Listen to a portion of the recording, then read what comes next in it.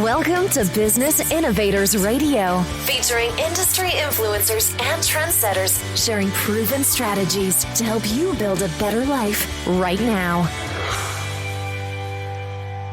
Hi, everyone. This is Tammy Patzer, and I'm really excited because today I am speaking to a jazz singer, world-renowned Donna Singer, and yes, that's her real name. She has just returned from Paris and singing at Carnegie Hall. Her European tour to Switzerland and Italy were a huge success. Her tour finale took place in New York City with a performance at the Metropolitan Opera Guild Recital Hall in Lincoln Center and Central Park's Naumburg Bandshell. Donna is a graduate of the New York Academy of the Theatrical Arts with formal training at the Juilliard School, and of course, she has kept music close to her heart. She was honored by Straight No Chase, a jazz show, as the Singer of the Year, backed by the Doug Richards Trio, for the Kiss Me Beneath the Mistletoe CD. Last year, she sang the national anthem at Sunrise Stadium, home of the Miami Dolphins, and she's headlined at the Bethany Jazz Concert in Kansas, Nebraska International Jazz Festival, Saratoga Arts Festival, Naumburg Jazz Series, New York Heritage Festival, the Amphitheater in Vienna, Virginia, and she performed musical series, festivals, clubs, cafes, and fundraising events. And of course, she goes on international tours on a regular basis. So Donna Singer, welcome. Thank you for having me. Donna, it's really interesting because jazz has been around for a long, long time. Long time. Tell me a little bit more. How did you get involved with jazz? I grew up in a very, very strong jazz family. Not necessarily musicians, but my parents loved listening to jazz and dancing. And my twin sister, Dawn, yes, I have another one, we grew up listening to jazz vocal artists, Sarah Vaughan, Ella Fitzgerald, my personal favorite, Dinah Washington. And we were just listening to these albums, and all of a sudden, I started singing them on a regular basis, just in our basement and in our family room. I just started singing them. And my mother says I was singing or humming nursery rhymes at a very young age. I was humming along very quickly at a very young age. So I've been singing a long time. And my father introduced me to all of these wonderful women and men, Billy Eckstein, Sammy Davis Jr., Nat King Cole. And we were introduced to all of them, and they just resonated with me at a very early age.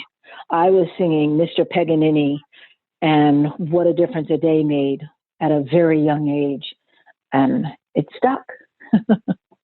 So you started singing and humming even when you were a little tiny girl. So yes. What about your formal education? Did you follow that musical dream into formal education? Yes, I did. I did all of the school musicals and was in chorus and sang solos. And then when I went off to college, I majored in theater education. And then I went to the New York Academy of Theatrical Arts. And I remember in the audition process, they said, no singing. And I thought, well, what kind of an audition is this if I can't do a monologue with singing in it? And I sang a little bit from the tagline, and I did a little singing at the end of my audition. I got in. How can they say no singing when it's theatrical arts? I know, a musical. I think it's because they must have thought they'd get all these divas. And you also went to Juilliard also. Yes, I went to Juilliard as an adult. After I had graduated from the academy, I faced the real world and took a job and really put music to the background career-wise. And then I auditioned for Juilliard as an adult, and I got in to their night program, and stayed there a couple of years, and just said, "This is what I want to do." And I started working with my husband. I met my husband, I think, the year before I auditioned for Juilliard, and Roy Singer, yep, that's my real name. He's from Kansas and a composer. He really pushed me into, Donna, go audition for Juilliard. I want to train my voice. No more voice coaches, no more just taking lessons here and there. I want to do this. So I auditioned, got in, and then history happened. Wow. So you got married and you have a son, Mm-hmm. Christopher. And I understand there's something a little bit unique about Christopher, since his father is a composer and his mother is a singer. Well, let me first say, Christopher is from, and I guess, I'm sorry, I don't mention this because it's so many years back, but Christopher was my first marriage. But the unique thing about Christopher, having grown up with Roy and me, he doesn't sing at all. He can hold a pitch. I've heard him like hum, but when you ask him to sing, he does not sing. And I feel bad. I think that's because of me. But he comes to all my shows, so I'm happy. Well, sometimes that's more important, to be a biggest fan. So that's a huge thing. So right, that's huge. I wanted to ask you a little bit about, since you love music and jazz so much, when you were a kid, do you have any recollection of any concerts that you went to? Oh, I sure do. I went to 2 major concerts. One was the Michael Jackson 5 reunion tour, where they just did that, their wonderful stage presence and dancing.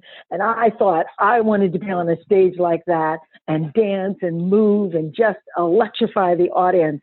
But yet I knew deep down this wasn't the stage that I was setting myself up for. I knew even at that concert, I wanted to be on an Ella Fitzgerald stage, but that concert was awesome. And then I went to a Commodore concert, and I was like Lionel Richie, and it was just phenomenal. Once again, lights and acrobats and dancing and singing, but yet somehow I still knew, no, I'm going to be on a jazz stage. That's when I really was like, I want to be on stage. I want to be on stage, but I want to be on a jazz stage. So when you talk about the Jackson 5, Michael Jackson, the Commodores, and then you say, I want to be on a jazz stage, Mm-hmm. people like me, I don't have a lot of experience with a jazz stage. What is Mm-hmm. What is that? Well, I think of jazz, and I don't know if you ever heard the expression smooth jazz or laid back jazz. Jazz is not pop and circumstance, pop and like, wow, and beat it. You know, jazz is not that. Jazz is smooth, and jazz is unique, and jazz is thoughtful. Like, I really like the way she interpreted that song. I like that. A jazz stage is when they sit there and they think about what you're doing, not just like, oh wow, I'm really into the lights and the flashing and the dancing, but they're really into the singing and the tonality. And I like what you did with that chord, and I like when you played with the piano. Jazz is thinking, and that's what I wanted. I love when I get a compliment for jazz. I love when someone says, I love the way you did that song, because I know they were thinking about it. They weren't just listening. They were thinking. Did that help? Yeah, because they're feeling it, and it's moving them to some eternal level. Wow. Yeah. Really wow. exciting. So you have traveled the world, literally. You have been around the world singing jazz, and you have been before huge audiences. Do you have any favorite times when you performed? Yeah, I do. I love singing in front of large audiences. I was blessed to be in jazz in June at the Nebraska International Jazz Festival. There were about 6,000 people there, and it was phenomenal. The electricity in the air. I mean, you could just feel it. We were all into it. We were all having a great time. But my favorite time is when I'm singing in a little nightclub down in the Village, New York City, and it's just me and the piano, or me and you in the third row, stage right. I like that. I like when I've got one person I know I connected to. I like that a lot. And you just feel that energy in that small room. Don't get me wrong. I'm grateful. I love the crowd in Nebraska was amazing. Kansas City, it was about 2,000 people. But when we were in Paris, we were only in front of maybe about 200-300 people. That's it. Very small crowd. And I was like, wow, I'm home. I'm going to sing just to you tonight. It was nice. That's beautiful. And Thanks. You're absolutely right, because when I think of jazz, I do think of it as being a much more intimate type of music that it hits you in the soul level. Mm-hmm. Yes. It's more soulful. So you actually were an artist in residence in Switzerland. What was that? What was that all about? Okay, an artist in residence means that they pay you. I auditioned, and they pay you to come and study for 3 weeks, jazz and your art. An artist in residence, and you're there at their home. It was a beautiful chalet right in the Swiss Alps. I mean, I opened my window and there were the mountains. It was like insanity. And you studied, yes.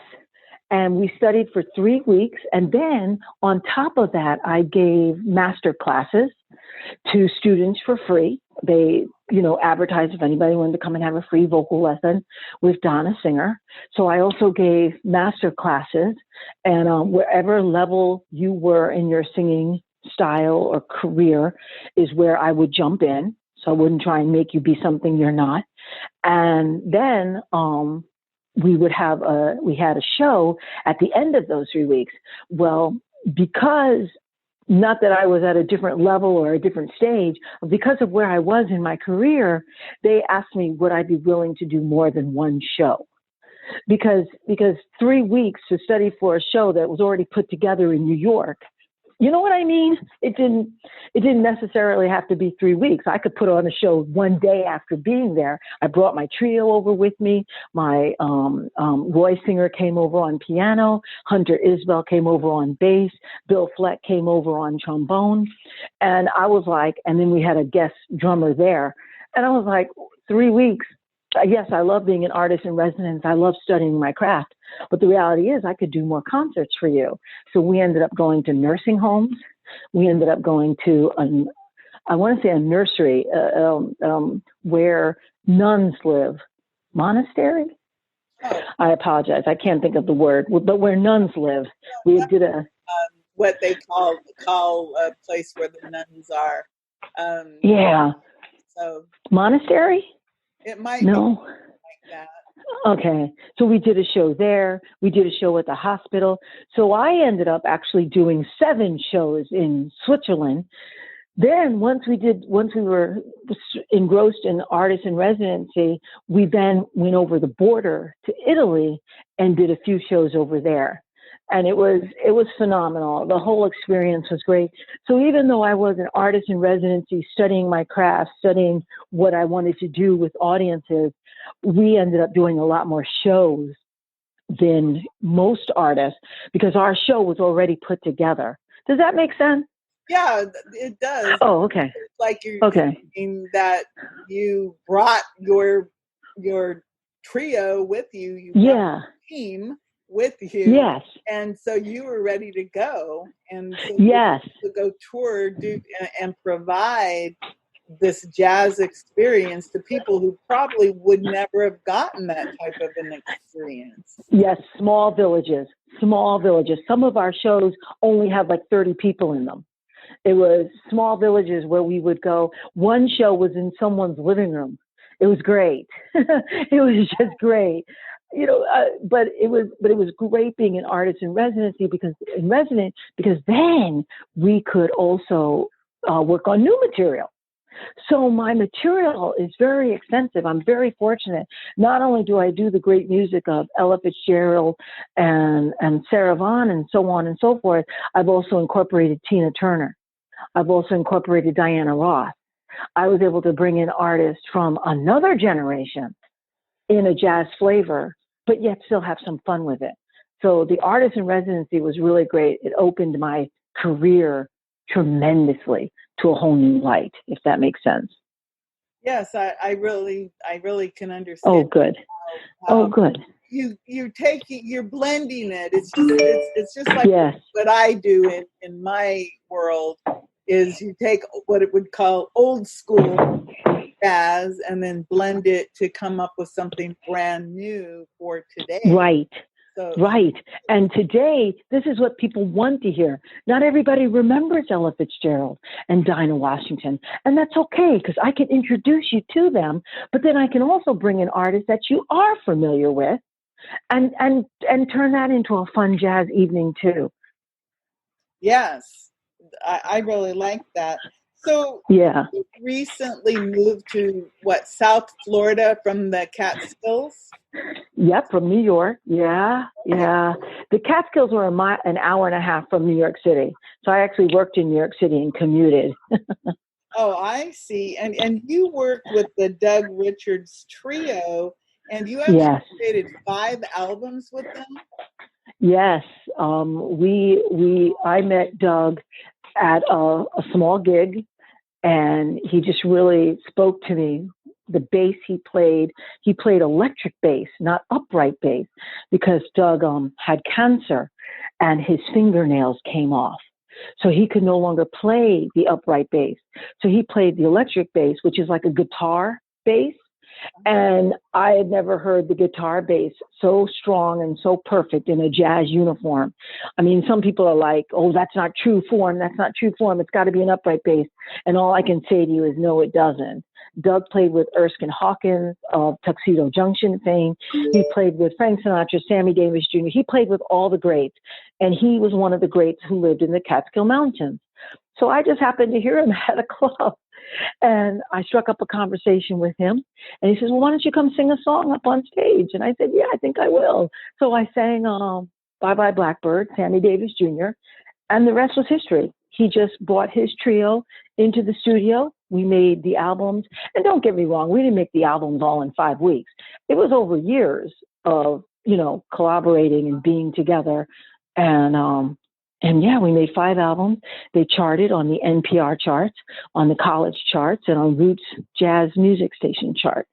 So this new album that I've come up with, I'm very scared because it's my first album without the Doug Richards Trio.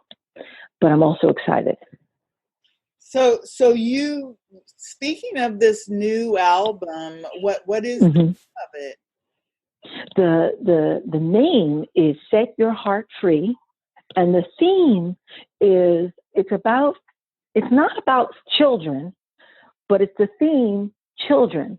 And it's one, introducing the younger generation to the newer generation with jazz. And number 2, there are some amazing things happening with our children today that children in one of my songs have to fight to be children, because today's standard is so crazy. We don't really have, I think, a defining definition of what kids can be and who they could be and should be. I mean, I remember when we were over in England, they graduate high school at age 16, and they're in college at age 17. Over here, it's age 18. I mean, the definition is so vast that I felt like we needed to have a theme where children could be heard that also school shootings.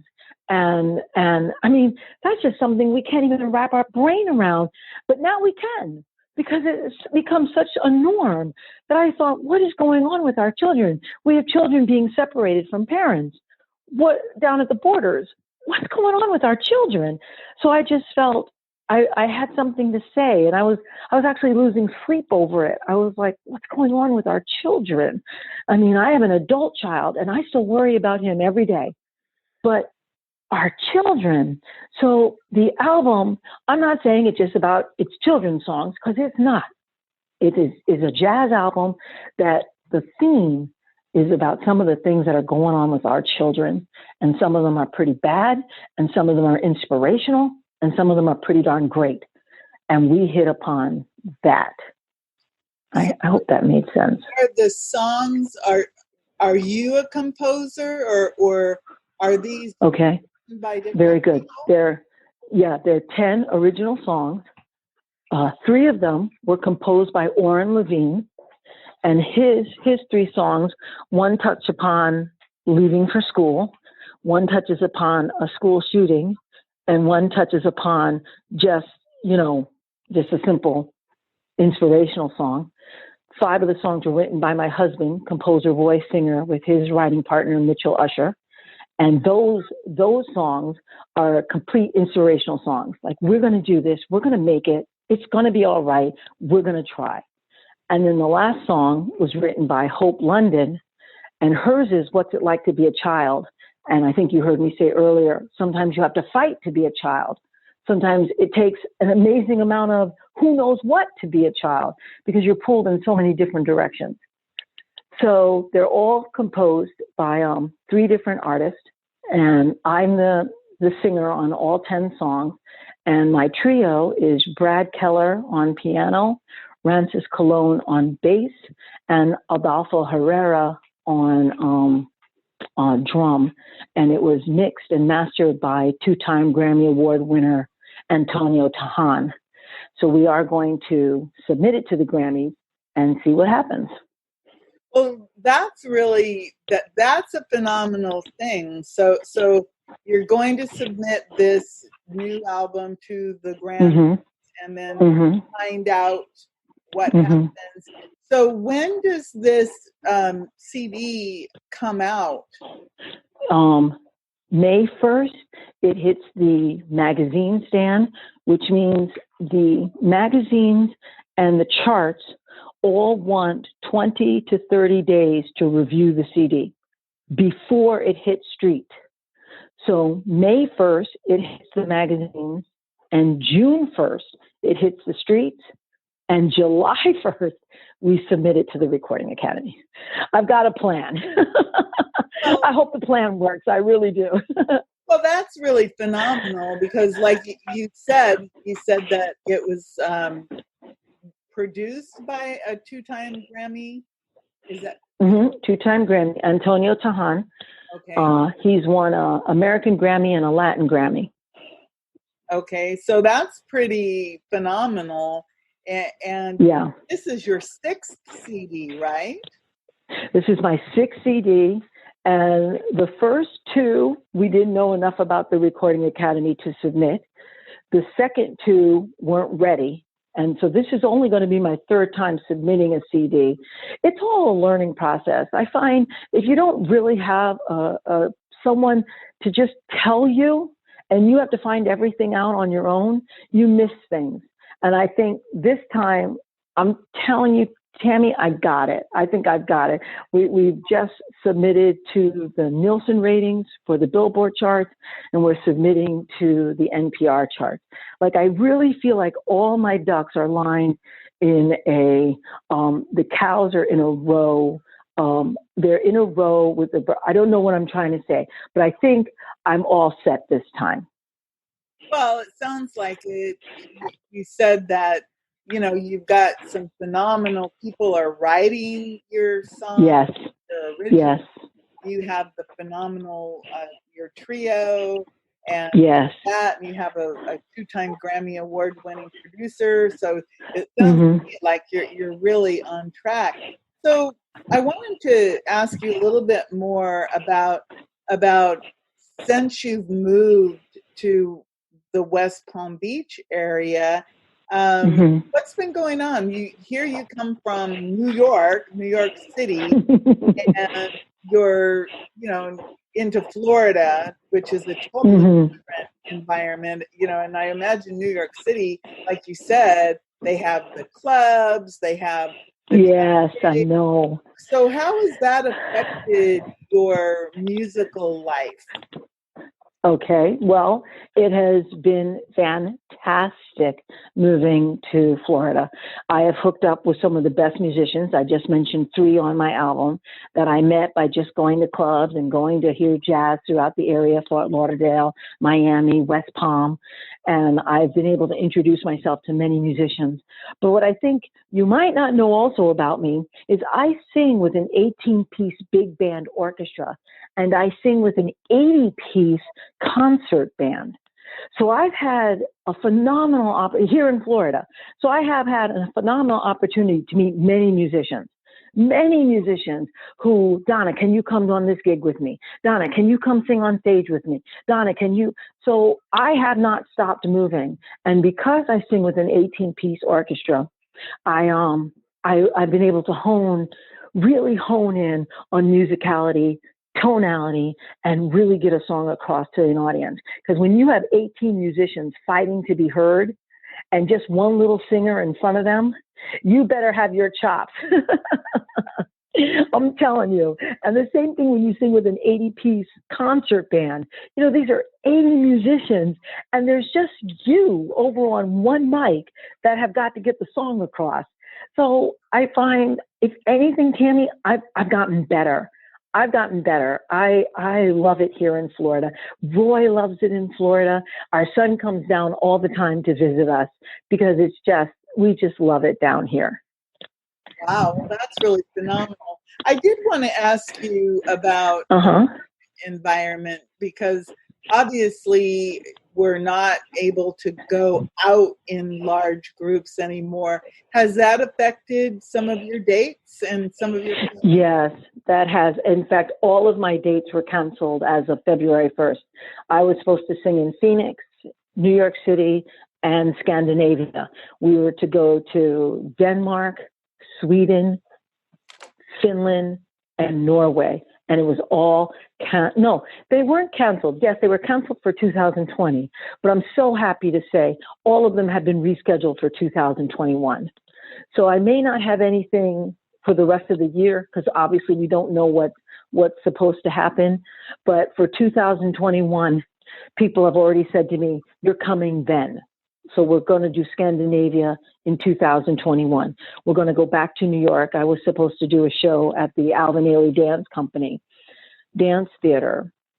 I don't know if you've heard of Alvin Ailey, a wonderful African-American dancer. Well, he has a theater in New York, I think on 59th Street or 57th Street, and we were going to do a show there, and that got canceled. Then I was supposed to do a show in Phoenix.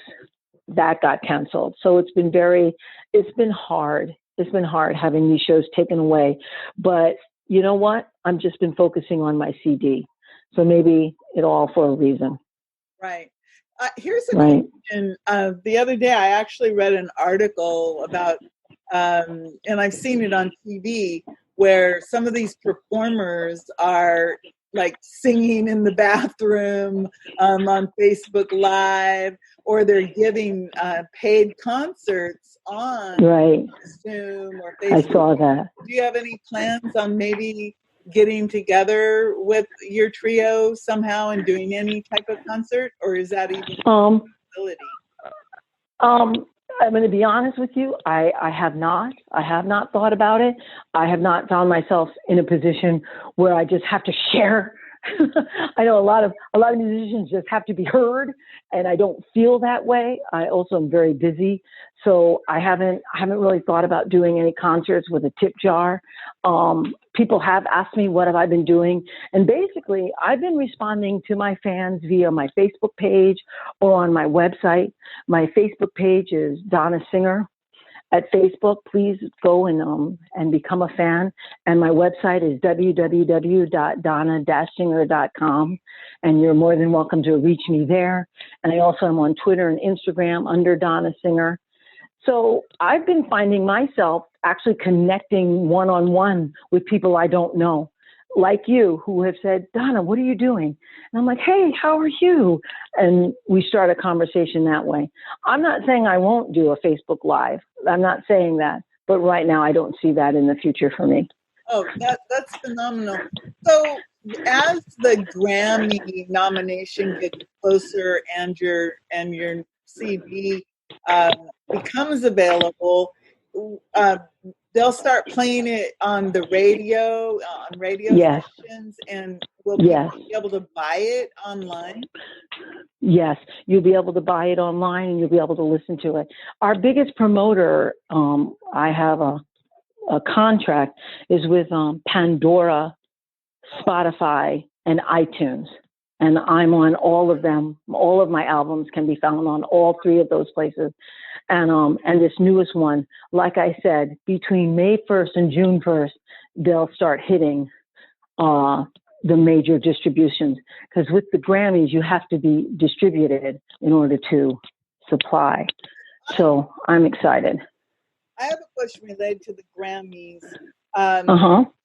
Can your fans make any effect on that Grammy award, or is that an industry award?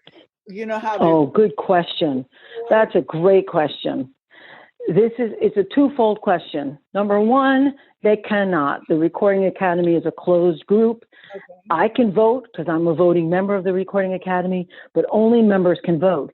But the fans can help because we are on the Nielsen ratings. We just registered for the Nielsen ratings. I don't know if you ever heard like how many people watched the last series of MASH.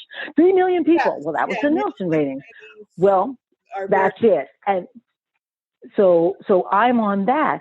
If people buy, because a lot of people are like, Donna, send me your CD. I'm like, but that doesn't help me.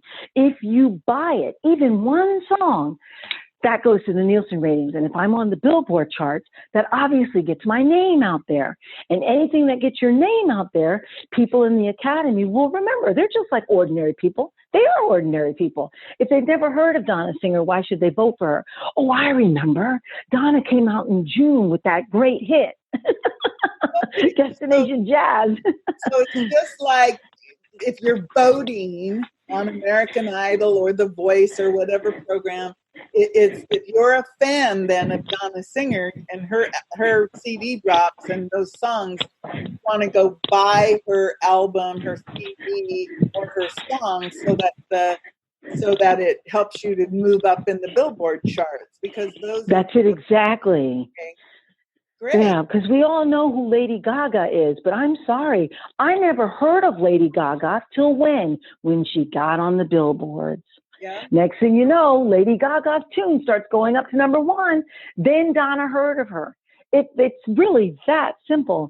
So we're telling all of our fans and all of our friends, we'll probably start the campaign, because I have an ad coming out in 2 different jazz magazines, and the campaign will be go out and buy the CD, not go out and listen to her, or you can find her. But the big campaign push will be, if you buy the CD, that'll get me name recognition in the world, and hopefully that'll help Bruno Mars the same way. Well, the beautiful thing about your name, Donna Singer, is that you can remember. And I think that is important for people who love music or love their artists or love their singers. You do have to show that you love them by buying the music from a reputable site. And because that's one thing people forget. You know, we come from a world where everybody thinks everything is free, and they download things. But the truth is if you actually buy the music, it shows these that's it exactly, and is legitimate, and that their popularity is real and true.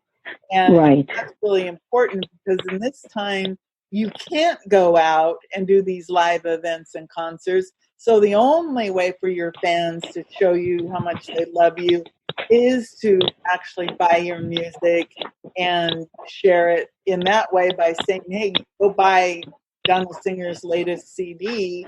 And I'm excited for when everything opens up again, especially the fact when you'll be able to go and do all these live concerts. And that's it. Yeah. And there's many opportunities to hear me for free. There's many opportunities because one of the things I do, I have a specific agent that all she does is find me fundraisers to do. Yes. That's all she does. And I perform for free. And it's for either a fundraiser or an awareness or for this radio program or for that. So you can always just go to my website where I'll always put whether it's a private event, whether it's a public event, whether it's a free event or a paying event. You can always find it on donna-singer.com where you can find me. And if you don't have the funds, no problem. I will tell you on my website where I am for free. Great. And you have done other interviews in the past, and I think I found some of your music on your website, some songs that were on SoundCloud. And yes, button and you play the song and it's right there. So and it's right there. Congratulations, Donna. Tammy, tell them about our collaboration. Our collaboration. Oh, okay. With the book. I'm so excited about it, but I don't want to tell it because I'll say it wrong. Tell them what we're doing. I'm so excited. Donna, this interview, everyone, is actually part of Donna Singer's expert profile. She's going to be in volume 11 of expert profiles that comes out May 1st. So the beautiful thing about this is Donna's interview chapter in the book will be coming out May 1st, just when her new album drops.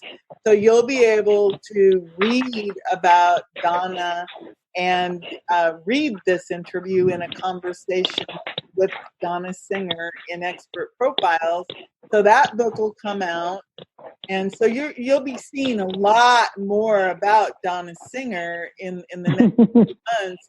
And again, I really think it's important, again, if you love Donna Singer's music, support the CDs and go back and take a look at the first 5 CDs that she did, because I was looking through the show notes and she's really done a lot of phenomenal work.